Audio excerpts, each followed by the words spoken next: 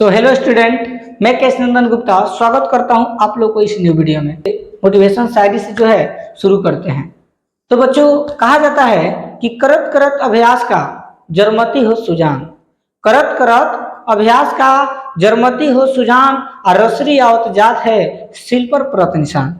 बच्चों, इसका अर्थ होता है कि कभी भी जो है अपने जीवन में अभ्यास करते रहना चाहिए। क्योंकि आप लोग देखे होंगे कि एक जब इनार होता है और इनार पर जो है जब रस्सी से जो है बाल्टी में जो पानी को खींचा जाता था, तो उसमें एक रस्सी बांधा जाता था, तो जिसको वहां पर बहुत सारे पत्थर को रखा जाता था।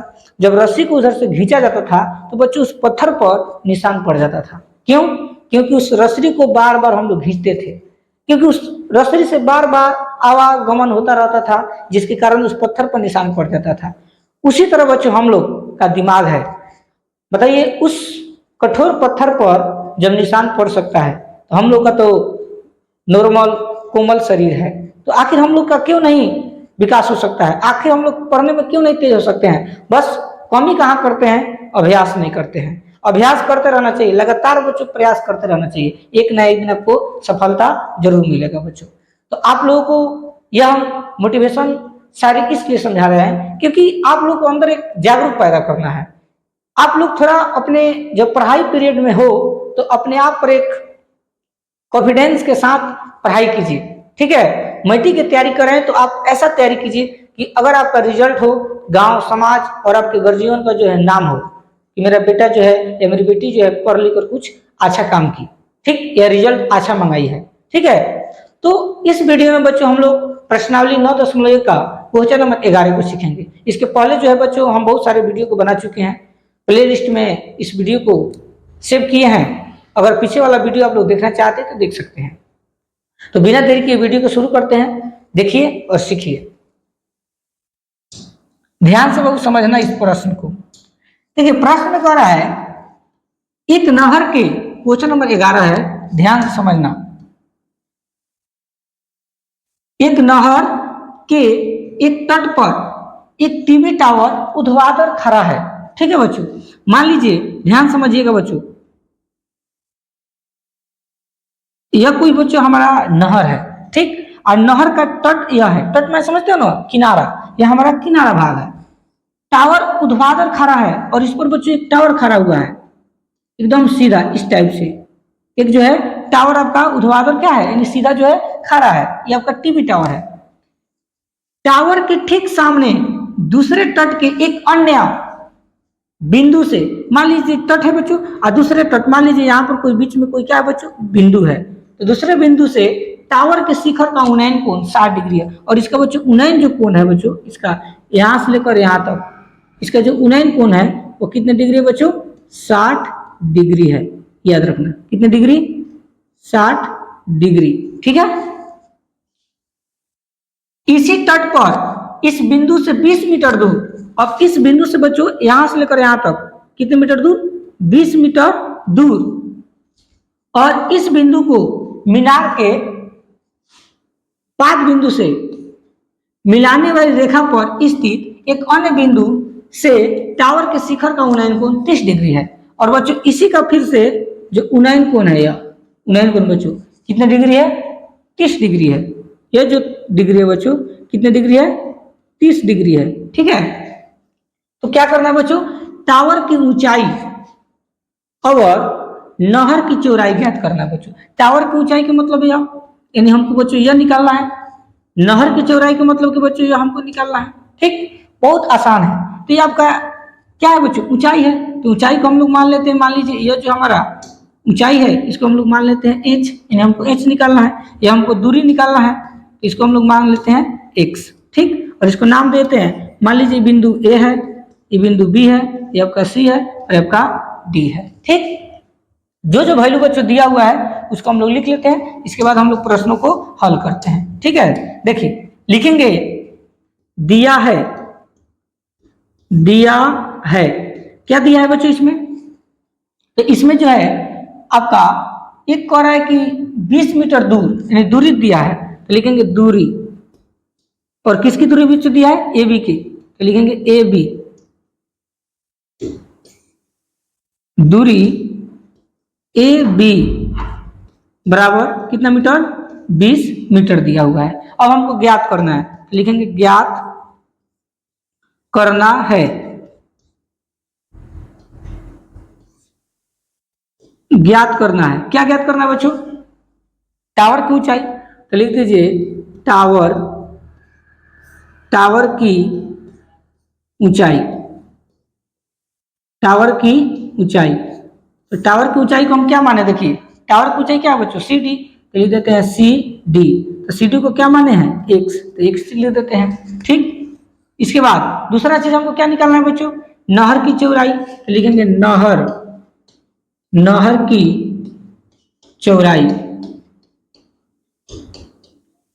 तो बच्चों नहर की चौड़ाई क्या माने, देखिए बीसी, लिख देते हैं। एक मिनट बच्चों, यहाँ पर देखिए टावर की ऊंचाई, टावर की ऊंचाई यही ना है, तो टावर की ऊंचाई को हम क्या माने, एच माने हैं। यहाँ गलती से बच्चों लिखा गया एक्स, ठीक, सॉरी, यहाँ पर क्या रहेगा बच्चों, एच रहेगा। ठीक, नहर की चौड़ाई यही आपका बीसी है, यहाँ लिखेंगे नहर की चौड़ाई बीसी, इसको हम लोग मानेंगे एक्स। ठीक, यही हमको निकालना है। अब लिखेंगे समकोण त्रिभुज, समकोण त्रिभुज। ठीक, ये छोटा सा त्रिभुज को हम लोग हल करते हैं बी सी डी में, समकोण त्रिभुज बी सी डी में। ठीक, देखिए क्या होता है, तो देखो बी सी डी में बच्चों जब थीटा है तो सामने वाला पी, नीचे वाला बी, पी बटा बी, पी बटा बी किसका सूत्र होता है, टेन का। तो लिखेंगे टेन, टेन थीटा, थीटा की जगह कितना है बच्चों, बी, टेन बी बराबर पी बटा बी, पी का मतलब सी डी, तो लिख देंगे सी डी बटा बी का मतलब क्या होगा बच्चों, बी सी, तो यहाँ लिख देंगे बी सी।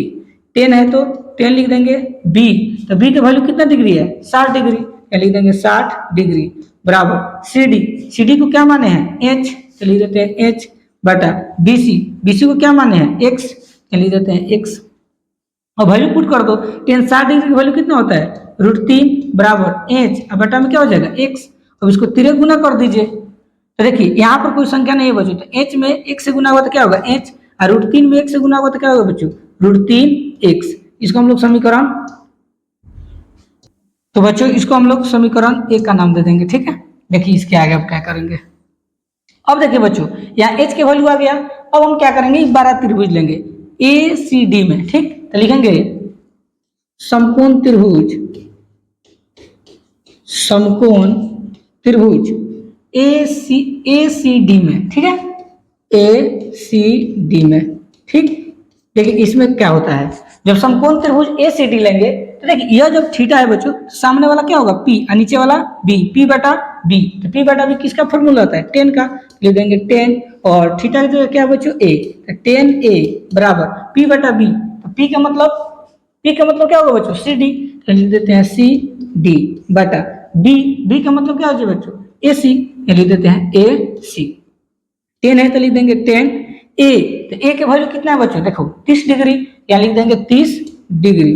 ठीक, बराबर के चिन्ह सी डी, सी डी देखिए सी डी का क्या वैल्यू बनना है एच, तो एच बटा ए सी। ध्यान समझना बच्चों यहाँ पर ए सी, तो देखो यहाँ से लेकर यहाँ तक इसकी दूरी क्या होगा 20 प्लस एक्स, तो 20 और एक्स दोनों को जोड़ देंगे तो 20 मीटर प्लस क्या हो जाएगा एक्स, क्या हो जाएगा 20 और प्लस में क्या हो जाएगा एक्स। ठीक, टेन 60 डिग्री की वैल्यू आप लोगों को पता है, एक बटा कितना होता है √3, तो एक बटा √3, एच है तो एच बटा 20 प्लस एक्स में गुना जोड़ेंगे तो 20 प्लस एक्स के 20 प्लस एक्स से होगा। अब इसको 3 गुना कीजिए, तो देखो बच्चों एक में एच में √3 से गुना हुआ तो क्या हो जाएगा यहाँ पर √3 एच बराबर, एक में 20 से गुना हुआ तो 20 प्लस एक में 1 से गुना हुआ तो क्या होगा एक्स। ठीक, ये गुना उधर जाएगा तो क्या होगा बच्चों भाग, तो एच बराबर हो जाएगा 20 प्लस एक्स, अब बटा में क्या हो जाएगा √3, इसको समीकरण 2 के नाम देंगे। ठीक, अब ध्यान से बच्चों समझिएगा आप लोग, समीकरण 1 को ध्यान से देखिए और समीकरण 2 को ध्यान से देखिए।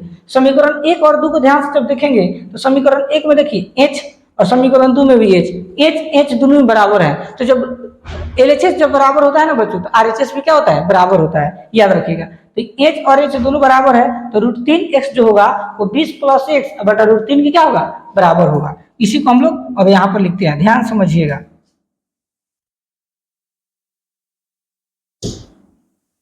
देखिए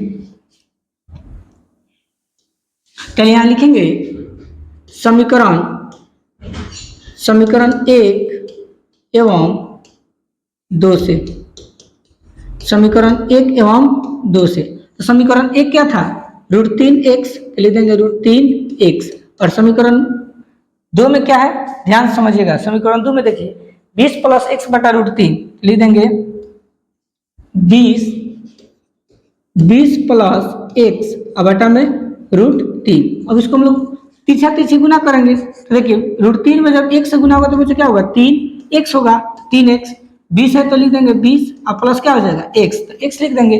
x इधर प्लस में इधर आएगा तो क्या होगा बच्चों, माइनस। यहाँ पहले से कितना है 3x, तो 3x और माइनस क्या हो जाएगा x और बराबर 20 है तो 20। अब 3 को x में से x घट जाएगा तो कितना बचेगा बच्चों, 2x बराबर 20 है तो 20। अभी गुना उधर जाएगा तो क्या होगा, भाग, x बराबर 20 और बटा में क्या हो जाएगा बच्चों, 2 कट जाएगा, 2 दहा के कितना होता है, 2 दहा के 20, तो 10 हो गया। तो 10 मीटर जो होगा बच्चों x आया। तो हम लोग क्या माने हैं, x को ध्यान समझिएगा, x को हम क्या माने हैं, देखिए x को क्या माने हैं, नहर की चौड़ाई। तो आपका नहर की चौड़ाई निकल के आ गया बच्चों, यहाँ लिखेंगे इसलिए नहर की चौड़ाई, नहर की चौड़ाई। तो नहर की चौड़ाई को हम x माने थे तो x, और x का वैल्यू कितना आया है, 10 मीटर। यह हमारा हो जाएगा आंसर। ठीक, दूसरा चीज क्या माने बच्चों, ध्यान समझिएगा। दूसरा हम माने हैं आपका टावर की ऊंचाई h। तो समीकरण 1 और समीकरण 2 दोनों में से किसी को भी सॉल्व करोगे तो आपका h के वैल्यू आ जाएगा। तो सबसे आसान आपका समीकरण 1 रहेगा। तो समीकरण 1 में हम x का मान रखेंगे। ठीक, यहाँ लिखेंगे समीकरण 1 में, समीकरण 1 में x का मान रखने पर, ठीक है। देखिए समीकरण 1 क्या है बच्चों, तो समीकरण 1 था h बराबर √3x, लिख देंगे √3x। h बराबर √3 है तो √3 गुने x, x का वैल्यू कितना है बच्चों, 10 मीटर। लिख देते हैं 10 मीटर। और गुना करेंगे तो √3 में जब 10 से गुना करेंगे तो बच्चों क्या होगा, 10 √3 मीटर। ये आपका h का हो गया। लिखेंगे इसलिए टावर की ऊंचाई, टावर की ऊंचाई को हम क्या माने हैं, h। h और h का वैल्यू कितना आया बच्चों, 10 √3 मीटर आया था। यही हमारा हो जाएगा बच्चों आंसर। ठीक, तो इस तरह बच्चों हम लोग हाइट एंड डिस्टेंस का सवालों को बनाते हैं। और इस तरह आप लोग एग्जाम में बनाएंगे तो आप लोग का नंबर जो है 5 में 5 मिलेगा। ठीक है, अगर आप लोग चैनल में नए हैं तो चैनल को सब्सक्राइब जरूर कीजिए। और चाहते हैं आप लोग इसी तरह का वीडियो तो आप लोग मेरे शिक्षा संकल्प 2.0 से आप लोग जुड़ सकते हैं। इसी तरह का वीडियो हमेशा मिलता रहेगा। मिलते हैं नेक्स्ट वीडियो में, तब तक के लिए धन्यवाद।